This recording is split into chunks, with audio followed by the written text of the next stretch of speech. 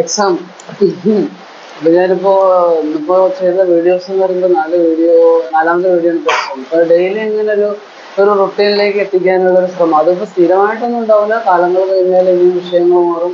പക്ഷെ എല്ലാം കണക്റ്റഡ് ആയിട്ട് എനിക്ക് പറയാൻ കഴിയുള്ളൂ. എല്ലാം കണക്റ്റഡ് ആണ്, ഫുള്ളി ഇന്റർ കണക്റ്റഡ്.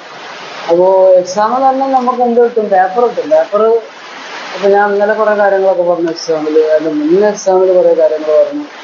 എക്സാമില് പച്ചമഷിയും ചുവപ്പ് മഷി എന്ന് പറഞ്ഞു കഴിഞ്ഞാലും നീലമഷി കറുപ്പ് മഷി എന്ന് പറഞ്ഞു കഴിഞ്ഞാലും പേനകളാണ്. ഈ പേനകൾ എല്ലാവർക്കും ഉപയോഗിക്കാനുള്ള പെർമിഷൻ ഇല്ല. പച്ചമഷി എന്ന് പറഞ്ഞാൽ ശരിക്കും പറഞ്ഞാൽ ഗസറ്റഡ് ആയിട്ടുള്ള ഉദ്യോഗസ്ഥന്മാർക്ക്, ചുവപ്പ് മഷി പറഞ്ഞാൽ അതിൻ്റെ കുറച്ചും കൂടെ കീഴിലുള്ള ഉദ്യോഗസ്ഥന്മാർക്ക്, പിന്നെ നീലയും കറുപ്പും എന്ന് പറഞ്ഞാൽ നമ്മുടെ വിദ്യാർത്ഥികൾക്ക് ആ രീതിയിൽ ഉപയോഗിക്കാനുള്ള ഒരു പെർമിഷനാണ്. മീൻസ് അതാണ് ശരിക്കും പറഞ്ഞു കഴിഞ്ഞാൽ ഒരു റൂൾസ്. ഈ പച്ചമഷി കൊണ്ട് ആണ് സാധാരണ ഗസറ്റഡ് ഉദ്യോഗസ്ഥന്മാർ സൈൻ ചെയ്യലും ബാക്കിയുള്ള കാര്യങ്ങൾ അവരുടെ പേര് എഴുതുന്നത്. ചുവപ്പ് മഷി പറഞ്ഞാൽ സാധാരണ എക്സാമിനേഴ്സ് ഗുഡ് ഓർ ബാഡ് എഴുതാൻ വേണ്ടിയിട്ട് അതിന് വേണ്ടിയിട്ടൊന്നും എടുത്തിട്ടുള്ളത്. സാധാരണ മഷി നമ്മൾ ഈ പറഞ്ഞ വിദ്യാർത്ഥികൾ അതല്ലെങ്കിൽ സാധാരണക്കാർ എഴുതാനും ഫോം ഫില്ല് ചെയ്യാനും അതിനൊക്കെ വേണ്ടിയിട്ട് അതൊരു റൂളാണ്. എന്ന് കരുതി ആ റൂൾ അതേപോലെ തന്നെ ആക്കണമെന്നില്ല. പക്ഷെ ചില സ്ഥലങ്ങളിൽ അത് അക്സെപ്റ്റ് ചെയ്യില്ല. ഇപ്പോൾ നമ്മൾ ഏതെങ്കിലും ഒരു ബാങ്കിലോ അല്ലെങ്കിൽ വേറെ ഏതെങ്കിലും ഒരു ഫോം ഫില്ല് ചെയ്യാൻ വേണ്ടിയിട്ട് പച്ചമഷി കൊണ്ടോ ചുവപ്പ് മഷി കൊണ്ടോ എഴുതിയാൽ സ്വീകരിക്കില്ല. കാരണം എന്താ വെച്ചാൽ അതൊരു ഗവൺമെന്റ് റൂളാണ്. അത് അങ്ങനെയുള്ള കുറേ നിയമങ്ങൾ പല ഇതിലുണ്ട്. എക്സാം എന്ന് പറഞ്ഞു കഴിഞ്ഞാൽ ഭയങ്കര ചിന്തിക്കുന്ന സംഭവം. നമ്മൾ പഠിച്ചു വെച്ച സംഭവത്തെ, വർഷങ്ങളായി പഠിച്ചു വെച്ച സംഭവത്തെ മെമ്മറിയായി എടുത്ത് എഴുതുന്ന പരിപാടിയാണ് സാധാ എക്സാം. പക്ഷെ ഗസറ്റഡ് ഉദ്യോഗസ്ഥന്മാരെ സംബന്ധിച്ച് അവർ എക്സാം എഴുതിക്കൊണ്ടിരിക്കുന്നു.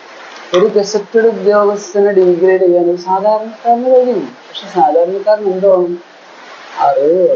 പച്ചമഷി കൊണ്ട് ഒപ്പിട്ട് ഗവൺമെന്റ് ഉദ്യോഗ തലങ്ങളിൽ ഇരിക്കുന്ന ഒരു വ്യക്തിയെ താഴ്ത്താൻ ഒരു സാധാരണക്കാരൻ നീലമഷി കൊണ്ട് എഴുതുന്ന പേന കൊണ്ട്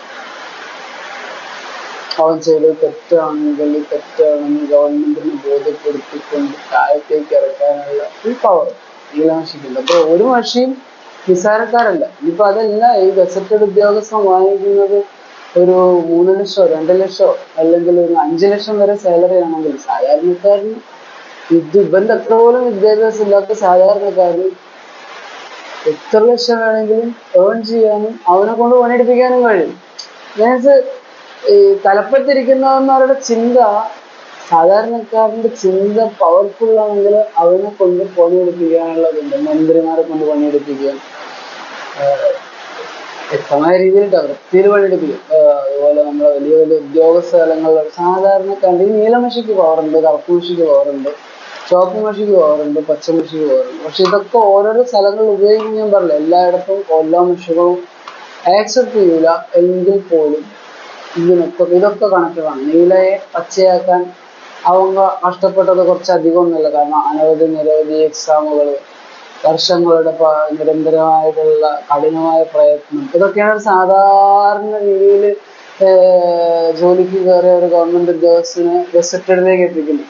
പക്ഷെ അവന്റെ അവിടെ കിടന്നുള്ള ആ കളി, അതിനെ താഴ്ത്താൻ ഒരു സാധാരണക്കാരൻ വിചാരിച്ച് നടക്കും. ഇപ്പൊ ഞാൻ ഒരു ഗസറ്റഡ് ഉദ്യോഗസ്ഥന്റെ ഒരു കാര്യം പറഞ്ഞു. എനിക്ക് ഒന്ന് കഠിനമായി പരിശ്രമിച്ചു കഴിഞ്ഞാൽ അയാളെ സാധാരണ രീതിയിലേക്ക് താഴ്ത്താനൊക്കെ പറ്റാനിട്ടല്ല ഞാനതിനൊന്നും നിൽക്കുന്നത്.